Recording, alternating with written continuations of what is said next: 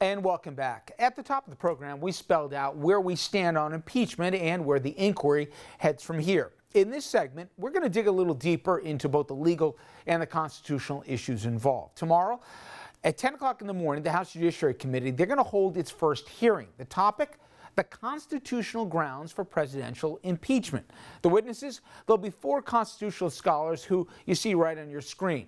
Most recognizable name to at least many might be Jonathan Turley. He from George Washington University Law School, and he the witness that Republicans called. The other 3, they've been invited by the Democrats. Now, since tomorrow's hearing will be about constitutional issues, I wanted to show you what some of the founders actually said about impeachment. And first, let's start with a passage from the Constitution itself. The President, Vice President, and all civil officers of the United States shall be removed from office on impeachment for and conviction of treason, bribery, and other high crimes and misdemeanors. The founders, they were particularly concerned about foreign interference in our democracy. This was not unforeseen. Let me quote a few of them for you now. George Washington. Foreign influence is one of the most baneful foes of Republican government. John Adams. This to Thomas Jefferson. You are apprehensive of foreign interference, intrigue, influence. So am I. But as often as elections happen, the danger of foreign influence recurs. Alexander Hamilton. The most deadly adversaries of our government are chiefly from the desire in foreign powers to gain an improper ascendant in our councils. And joining us now to discuss, Bruce Ackerman. He is a professor of law and political science at Yale, and he's also the author of Revolutionary Constitutions. And as they say, Bruce, first of all, thank you for joining us. But you write of what you know. It turned out, were actually one of the first witnesses in the Clinton impeachment trial. So this is not, as they say, your first rodeo. Well, it's a pleasure being here, I guess. If being a witness to a tragedy is a pleasure.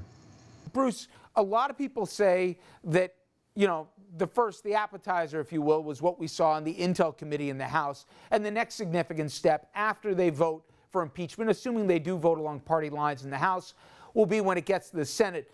But you believe what will happen over the next few days at the Judiciary Committee will matter. Talk about why you believe it's an important chapter here the next few days.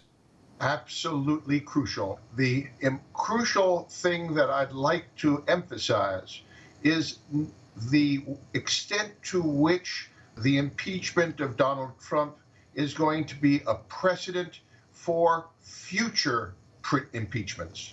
The danger here is to think 10 years ahead. A new president will be in power, and eventually he or she will face one or both houses controlled by the opposition. They're going to look back to the impeachment of Donald Trump and the effort to impeach Bill Clinton and the effort to impeach, the successful one, to get Richard Nixon to resign. We are normalizing impeachment. Now, this will be very dangerous. After all, however substantial the next presidential leader is, to find some incident in his or her past that will be a cause for claiming that it's a high crime or misdemeanor. Look at Monica Lewinsky. This was a scandalous affair. But after all, there were so many other more important questions that Bill Clinton no longer could consider. Do we want this to happen again and again? That is the question that the House Judiciary Committee has to ask itself.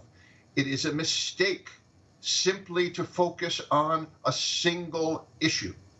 The founders were indeed extremely concerned with the prospect of and the dangers of foreign interference in our electoral processes.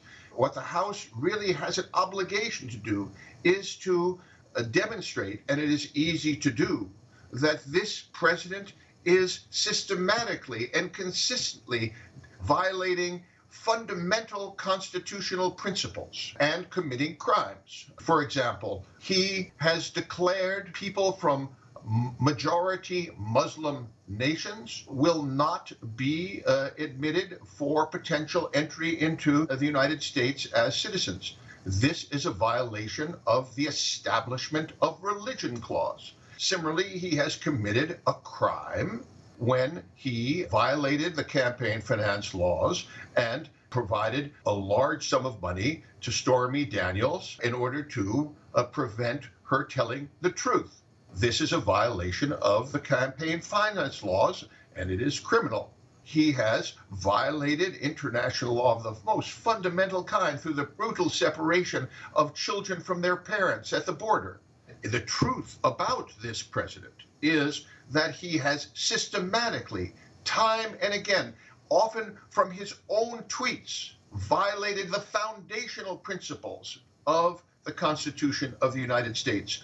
So I really hope the Judiciary Committee of the House moves beyond a very narrow, focused charge in the bill of impeachment and presents the full case to the Senate.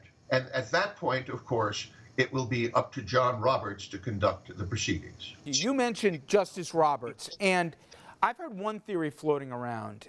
Tell me if he chooses to exercise it, if he has this authority.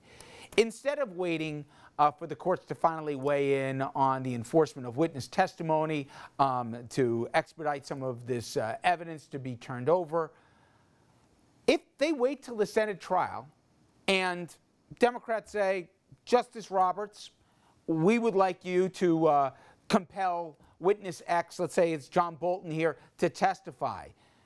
There's no higher power. Could they fast track this by waiting until the trial phase and asking the judge to expedite both testimony as well as also evidence to be brought into the trial? Could we save time that way?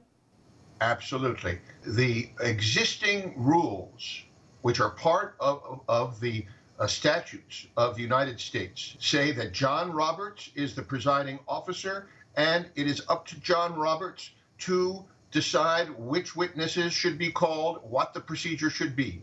It will be up to John Roberts to determine which new witnesses are relevant to the charges in the bill of impeachment. If the bill of impeachment only is focused upon Ukraine, the only evidence he can call for has to do with the Ukraine. If it is broader, as I was suggesting it should be, and then it will be up to John Roberts to make his rulings. At that point, the question would be whether the Senate will overrule John Roberts. It's very hard to believe that even though there is a narrow majority of Republicans in the majority in the House, in the Senate, that Mitch McConnell will find a majority to overrule John Roberts, who is, after all, the leading Republican jurist on a Republican court. Finally, Professor, I definitely get the sense you're concerned about normalizing impeachment as almost a political tool in the wrong hands, and I get that. Conversely, and I'm going to give you a Hobson's choice, you have that fear if it plays out that becomes a new normal. Versus President Trump, the day after the Mueller report, picked up the phone call and tried to shake down Ukraine. Clearly, he didn't learn any lessons. And if there's no consequences for this, you got to imagine he's going to try it again in 2020 in the run-up to the next election. What about codifying unintentionally a new normal in terms of using foreign interference in what are supposed to be protected democratic events like our elections? What are you more afraid of? I couldn't agree with you more. The Ukraine affair ought to be one of the charges in the bill of impeachment. It will be the first impeachable offense. Then there will be 6 or 7 others, and finally a charge of systematically violating the Constitution of the United States and abusing his authority as President of the United States. So that it should add up to a systematic breach of the president's power, an abuse of power systematically, and that will be the concluding article. Next couple of days, do not sleep on the importance of what we hear and maybe the direction as to where Democrats go from here. Professor Ackerman, I appreciate it. And again, check out the book here, Revolutionary Constitution, certainly apropos where we are today. Bruce Ackerman, thank you. Thank you very much.